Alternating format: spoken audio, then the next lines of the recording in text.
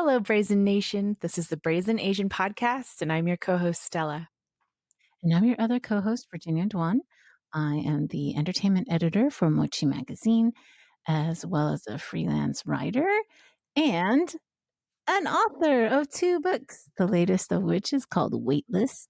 If you like angst, if you like steamy romances, if you like found families and messy people, then this is the one for you. And it's also set in K-pop. So check it out.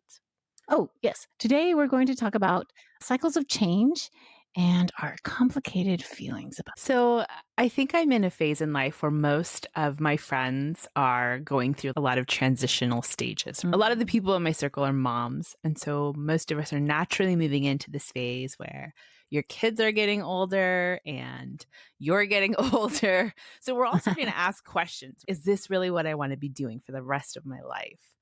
And even my friends who don't have kids are kind of asking themselves these big questions. Maybe it's because we're in our 40s now. We're sort of contemplating what is the next decade going to look like. So, I mean, at this point, I was a homeschool mom for nearly a decade, and now I'm not. And my older 2 are teenagers, but I also have a toddler who's not going to be in school for a little while. So I feel like I'm in this really tricky position where my peers are moving along in this transitional phase. And there are ways that I'm joining them, but also ways that I'm not. Like, I feel very stuck, right? And so I wanted to ask you, Virginia, I know you also have teens and toddlers and kids all in between. But you're also in the middle of writing and publishing your first series. You're really hard launching your writing career. It's going places. And so do you feel like you're also in a transitional phase, or that you're stuck, or you're just progressing? Like, where are you at? So before I go on, I want to clarify, by transitional phase, do you mean like a transition in parenting, or do you mean like transitions in career? Like when you talk about your friends feeling stuck, is it the career that they're stuck in, or they don't know if they want to stay a stay-at-home parent? Or I guess, what do you mean exactly? I think for a lot of people that I'm around right now, it's like they've been either in their career or they've been a stay-at-home parent for 5 to 10 years at this point. And their kids are getting to the point now where they have more self-sufficiency. Like, all of their children are now in school, or some of their kids have, like, they've gone off to college and now it's an empty nest. And so it's kind of this question of like, well, shit, is this what I want to be doing now that I have the prospect of having more time to focus on me, my career, my health? And so I think that's really like, it's partially because of parenting stuff that they have more mental space. But even my friends who aren't parenting are like, hey, I'm in my 40s now. Is this what I thought I would be doing? And if it's not, do I need to change something? Okay. What was your question to me? Do you feel like you're also sort of transitioning, or do you feel like you've already finished coming into a new phase? Or do you also feel stuck? I constantly feel stuck and behind. I feel like people are moving on without me. So it's weird because after I had my 4th child, who I thought was going to be my last child, and he hit 3-ish, 4-ish, and then stopped being so clingy. And so that's when I started really pushing hard, getting more freelance writing. And I really pushed hard for that. And then the pandemic hit, and then kind of had to pivot because, I mean, I already had the kids home all the time. And I felt like in the pandemic, my writing really hit a stride. And then I got really burnt out because I was writing so much. I think one year I published 165 articles, which is like one every 3 days. Yeah, right? that's all like wild. Yeah, it's a lot. And then I think also did a bunch of podcasts and reaction videos and stuff like that. So I was really tired. So the year after that, I think I dropped down into like under 100, but that's still a lot. And then I got pregnant, and I was really mad that I was pregnant because the way it works in our household, I don't know if it works that way for other people, but in our household, the babies belong to me until they're about 3. And then they belong to my husband. And by that, I mean, like, who's the primary parent responsible for this person? So we play clearly zone defense. And my zone is birth to toddlerhood, and then he gets them because they all like him better anyway, which is fine. And so I was like, shit, I'm going to be stuck with a baby for 3 years. That's going to put everything that I have on that I want to do on hold. And so I kind of feel, and that whole year I was pregnant, it was really rough. I was tired all the time. I had anemia, like the baby just sucked everything out of me, which is fine because that's what a parasite is supposed to do. And I love her. But yeah, so I think I felt really, really behind. And I see, and I know comparison is the thief of joy because I'm sure a lot of people see me and go, wow, she's doing all these things. And like, well, I can't get my life together. And I've discussed it a little bit about like, oh, like finding time to write and feeling like how come you're not writing and feeling like bad about yourself that way. So when I say that, it isn't to make like people who maybe feel like I'm ahead of them feel bad. I just mean that comparison is a thief of joy. So when I see a lot of people who they're my friends too, and I'm actually really, really proud of them. So I don't mean this in a like kind of way, but I see a lot of people who I either gave advice to, and I say this for like my blogs, people who wanted to do Chinese stuff, who asked me for advice, friends who just had questions about blogs in general. And maybe it's because I know so many writers, but I kept seeing friend after friend get book deal after book deal. And I'm like, and again, very proud of them. I really want them to succeed. Hopefully we can have them on our podcast. This is not like, oh, I'm bitter that they're succeeding and I'm not, because I firmly believe that a person reads more than one book their whole life. Right. Yeah. Right. So even in a week, right? So like, I feel like the more the merrier. I firmly believe that. And also I was just like, but these people came up behind me or started after me or whatever. And part of me is just like, well, I didn't hustle as much, or I have, like whatever. Part of it's true. Like I took a whole year off gestating a human, but yeah, so I think I feel very behind also. Like, oh, maybe my career would be, maybe I would have put out more books, which is ridiculous because I feel like 2 books a year is already pretty fast. But that's a lot. That is a lot of output. But part of me is just like, there's some authors that have had a decade. Right, or 2. And again, that's where I think comparison is that thief of joy. So if I allow myself to go down this spiral, then I do feel stuck. I feel very behind. It's like, oh, all these people started off their freelance career or their writing career or whatever thing that we have in common. And they were either we started at the same time or they were behind me or just slightly ahead. But I feel like, oh, they're doing so much better than me. Then I get a little upset, So I try not to do that because 1, I don't want to see my friends and peers as competition. Yeah, yeah. And then 2, who knows if they're actually happy? Right? Right? No. It's so true. And they might not even be satisfied with what they have. They might feel behind. Like, oh, Virginia did this, right? Like, so I feel like it's not productive and it doesn't make me happy to think that way. I don't think I actually answered your question. That's okay. But yes, I feel stuck. Even though it might not look like I'm stuck.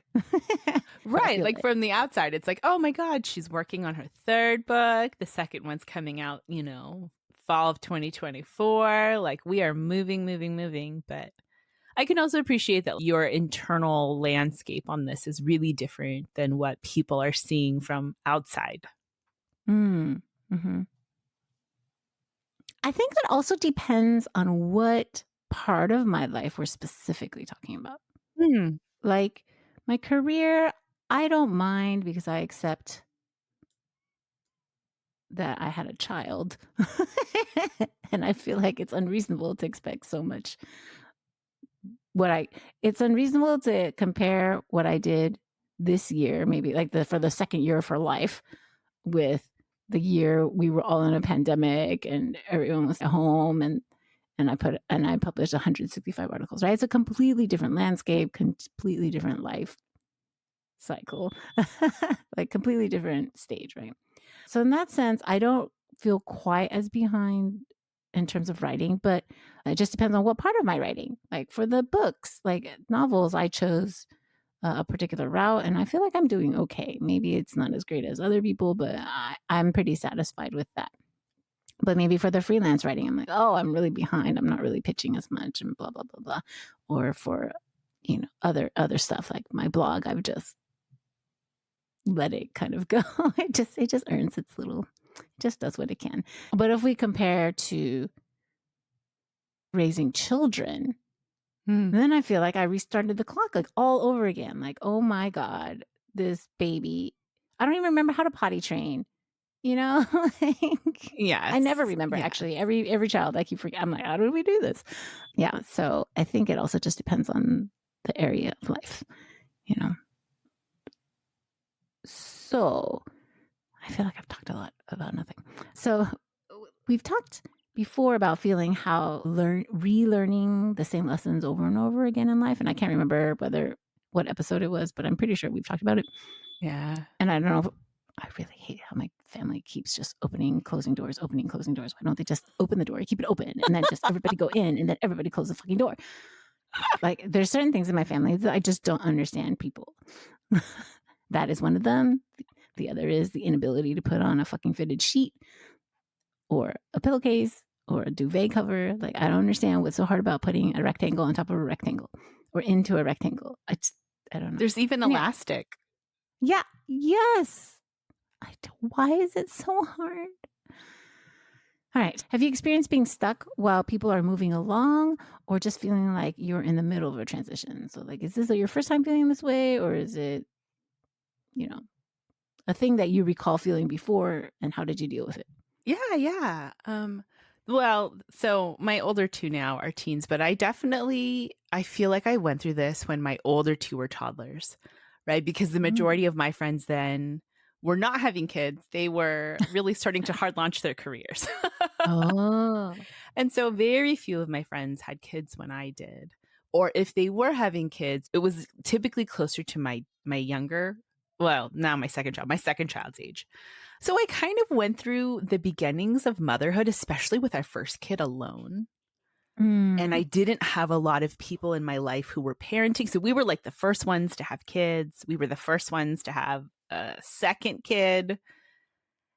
And it was a really frustrating feeling to be like, like people were finishing up grad school or med school, law school. People were, people were moving forward, getting married. And I'm like, I've been married at this point for 5 years, 6 or 7 years. And so it was really tough. And I remember I'm actually kind of grateful right now that I have so many more tools than I did back then, because it was awful back then.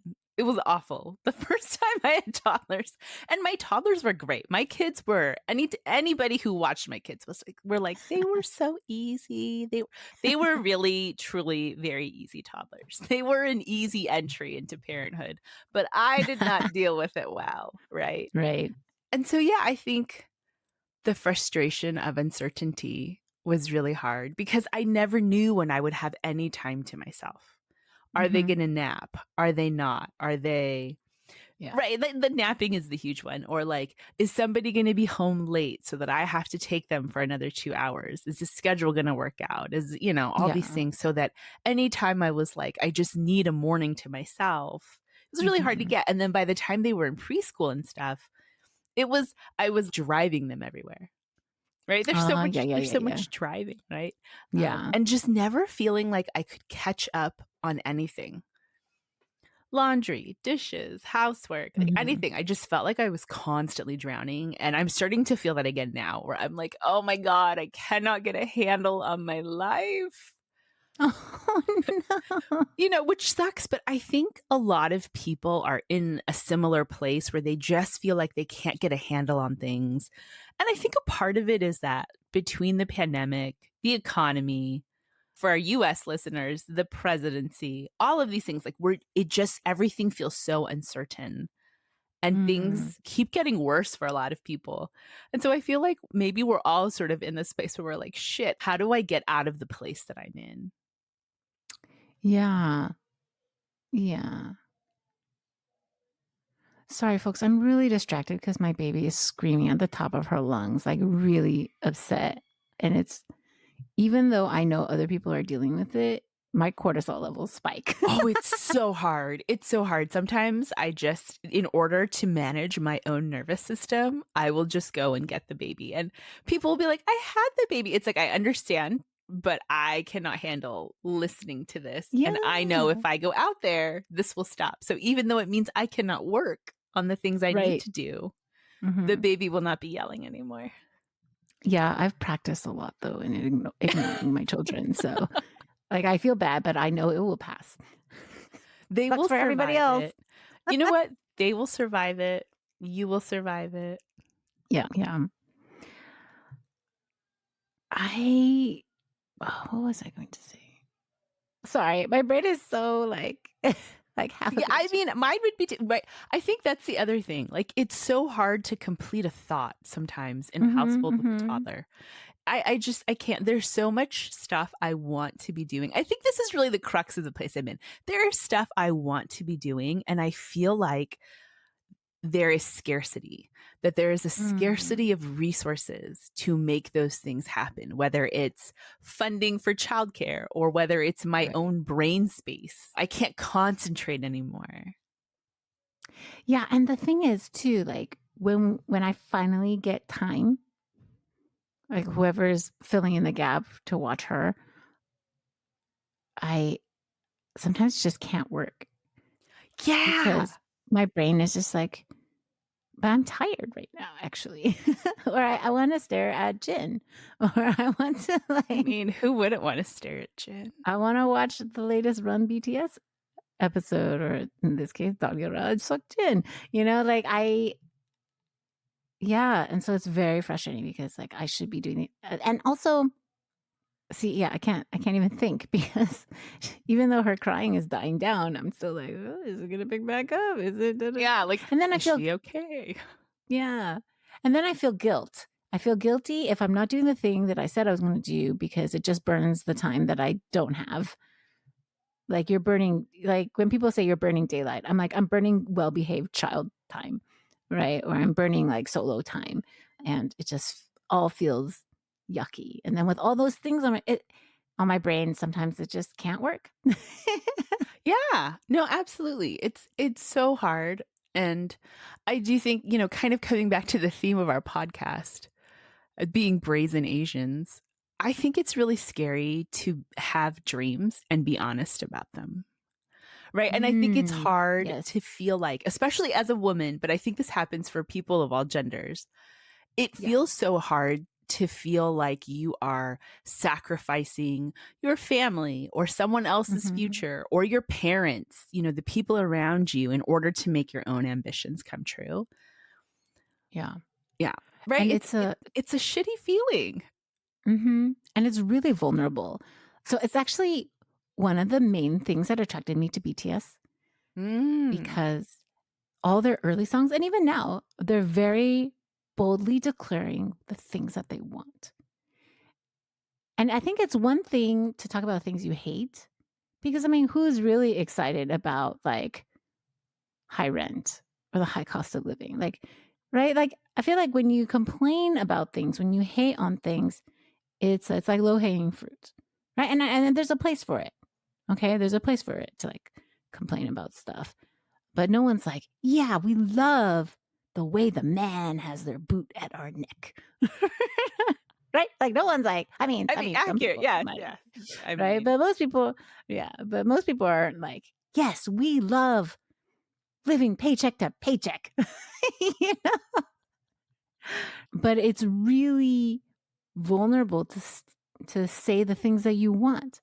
So like BTS, they're like, I want a big house, a big car, big cars, and big rings. Right? Big dreams. And then later they discuss, okay, now we have these things. Now I don't know what to want. Right? Like, and so I think for me, I felt like that because I felt like I got everything I wanted. I wanted to get married. I wanted to have kids. Well, I didn't really specifically want kids, but I knew kids came with the package because that's what people do. And then I wanted to be comfortable. I wanted to have a house, and I got everything. I got everything I wanted, and I couldn't understand why I was so unhappy. Right? Like I had 4 kids, which I wanted. I wanted 4 kids when I decided I wanted children. I wanted 4. I was married.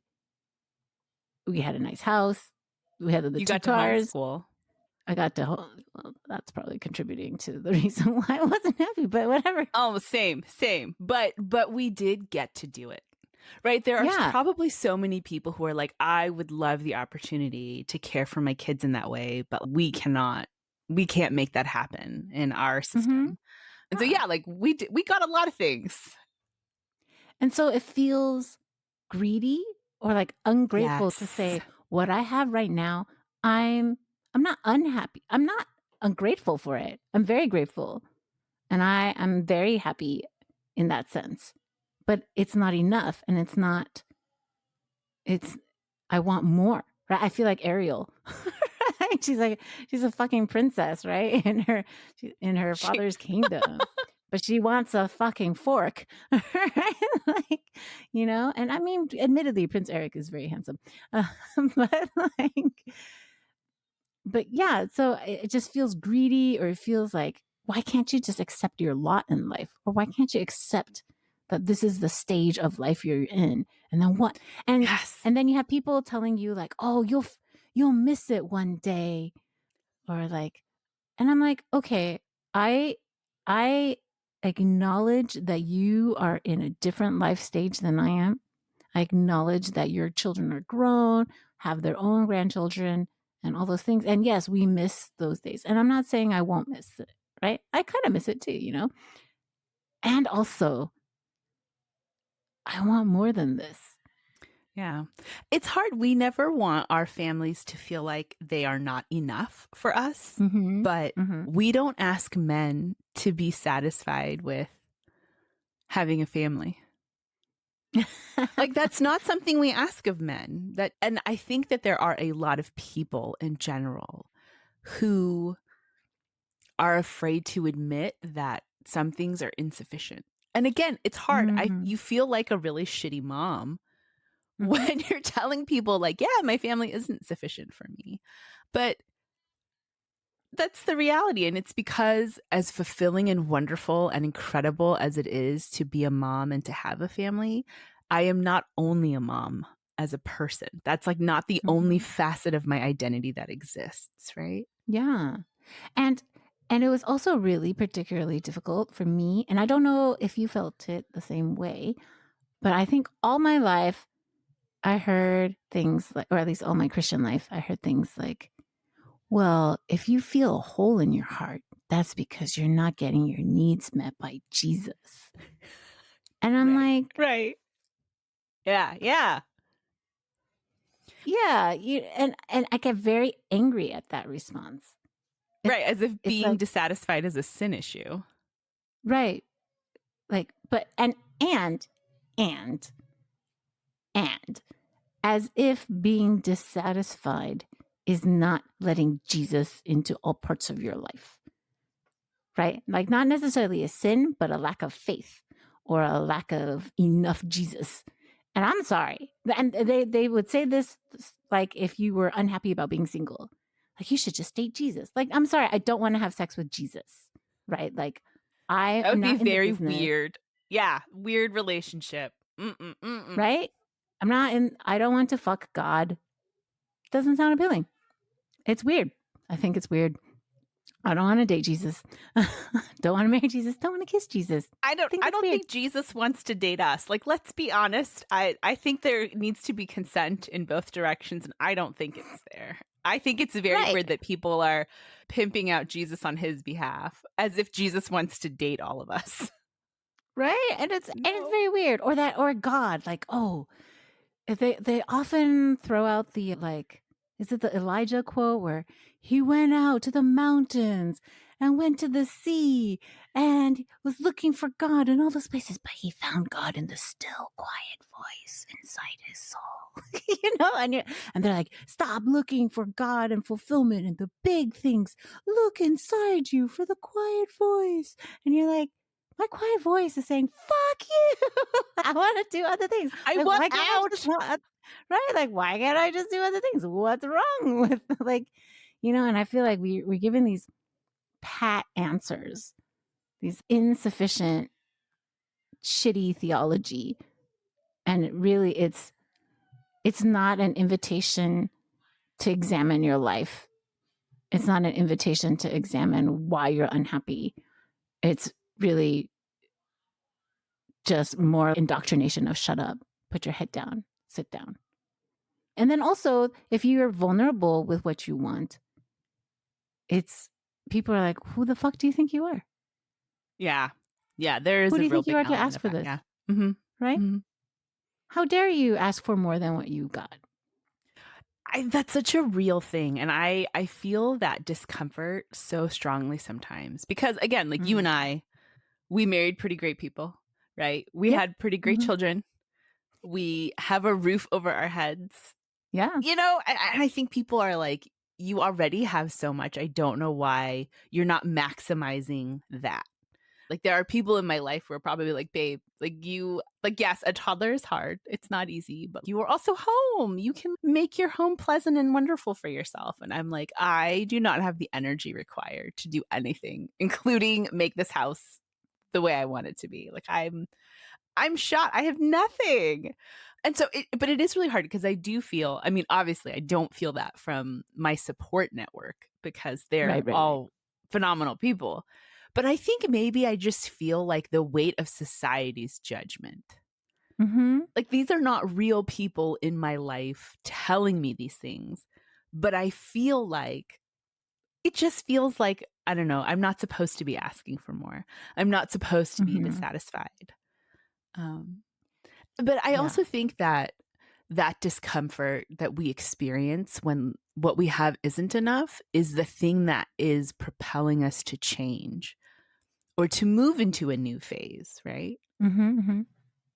Sorry, I got stuck thinking about whether my support system said anything bad. I don't think they did. Right? Like I think the majority of people in my life are really supportive. They're like, yeah, go for it. Go for what you want. But there is still that element of, fuck, is society judging me? But they are, though. They are. They I mean, are. they are. Because I have written about these very same subjects, and the comment section is horrible. Which is wild because you will get emails from tons of people, mostly women, mostly moms, who are like, I resonate with this so much. Like, this is so meaningful. This is exactly what I'm going through. And then you'll have these assholes in the comments just absolutely proving why you needed to say something in the first place. Yeah, and it's mind-boggling. And thankfully, I mean, I really enjoyed writing for Scary Mommy when I worked for them or wrote for them, but I really don't miss the shitty people in the comments. And I recognize that they hired us so that we could have hot takes. Right. Drive so that they could get clicks, right? Yes, drive the engagement. And part of me really enjoys that sort of negative attention. I like. You don't like say. Yeah, I know it's surprising. It's some part of me enjoys being a shit kicker, but it is really fun, I will say. Yeah, but it is not my preferred default mode because it's a reaction, right, to the fact that people, in society are really shitty.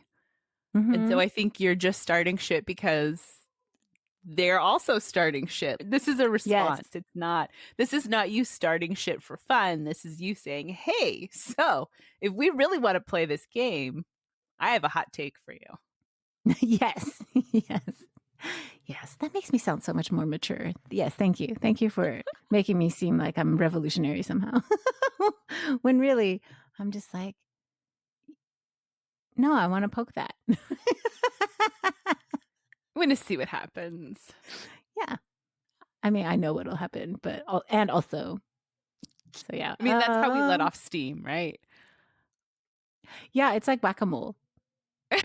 But Yes. speaking of that, Mm, I think that when I was definitely more resentful and feeling more stuck and not able to articulate what I was going through, I mhm. think I definitely had not great coping tools for it. Oh, tell me more. Do you know what I mean? Like, I mean, obviously, I would just had a shorter temper when my Oh, two yeah, older yeah. kids were younger, right? And Mm, when I ask them about it now, they're like, "Yeah, sometimes you would get really upset, but mostly you were chill. It was fine." But I remember feeling like I was on edge all the time, right? mm. And I probably got into more fights on the internet back then because I was not coping well with my reality. Oh, yeah, yeah, yeah, yeah. Yeah. But I think this time around, I'm way more invested and interested in things like community building. I'm interested in Mm, moving forward or writing, which is all stuff I loved back then too, but I didn't have the emotional bandwidth because I mm, was so full of these stuck feelings that were manifesting in ugly ways, right? mm, And so I'd like to think that the ways in which I've grown as a person mean that this next round of toddlerdom will be a little easier on me and maybe the rest of my family. I mean, Well, do you think it's been similar for you? honestly, I really don't remember a lot of this last 15 years. Same. But you know, I have diary entries. I have children I can ask, and children will be honest with you. They will tell you if they're like, no, you ruined my life. You were terrible. They'll tell you. So you should just ask. I mean, I don't think they really remember. They vaguely remember me dragging them to my therapist every Friday, which they enjoyed because they got to eat a shit ton of snacks and look I at was about to screens say they got for to an just sit hour. in the they got to sit Yeah, and they eat loved it. snacks and yeah. Yeah. So, I mean, can you hear her? She's been screaming this whole time. No, Okay, nothing. that's good. Nothing is coming. But it's probably not great for your stress levels. No. No. Parenting, this is momming in action, friends. Yeah, I have no idea what we were saying. Oh, what was your question? Something about Just like coping? coping. Yeah, like is are you coping the same way in the same ways this time around of being stuck? Or have you and I never moved out of being stuck? I mean, I feel like, okay, so for me, what was most frustrating about this round is that I thought I had finally graduated, Same. right? Because, my youngest was 5. Girl, my youngest was what? Like I think she was 10 Yeah, when I yeah, yeah, yeah. had Yours my is yeah, much like harder. And so I we got make used to it, like, choices. right? And he was 6 when this baby was born. And so I forgot how hard babies are. And I can't believe I had 4 children under 7 at one point, Wild. right? Wild. I was constantly pregnant or nursing, and I was always driving. I took them to all these things. I think I had even way more classes.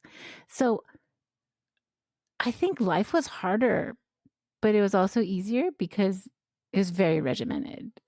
Like, Yes. we had And you're so not many stuck. things. You don't have room to think. Yeah. And I was so tired all the time and very frustrated, of course, too. Yeah. So I think it was, but then you get a pause and you get to breathe. And then you're like, oh, I forgot. I wanted to do all these things for myself. And then you do them. And then you're like, oh, see, I was a person. And now I'm back to being a person. And now it's being taken away again. And so I think that was just like, and everyone, all the people who judge you will be like, well, then use protection, or you could have got an abortion. Or if you choose an Yeah, like why abortion, have a which I was fifth? considering, like I was considering when people were like, well, how dare you? It's not the baby's fault. You were stupid, or whatever. Close your legs, you tramp. And I'm like, well, first of all, fuck you. Oh, it's okay. It's okay. It's okay. Huh? I can hear her now. Oh, my baby. Yeah, because she's Oh, in the actual baby. Hold on.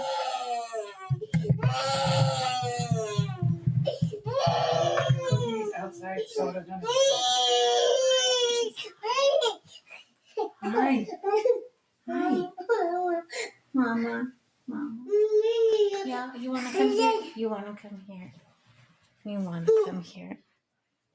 She is actually. Oh, totally naked. Okay, I know. Okay. All right. I don't know what to do. We might almost have to yeah, we can stop here. Okay. And finish Is it up okay if we totally. Can we re-record later? Yeah. Absolutely. Okay, I'm so No. sorry. You guys have had a rough time. But this is also this is exactly what's happening. Okay, let's go, babe. All right. Yes. I love you. I'll Bye. see you.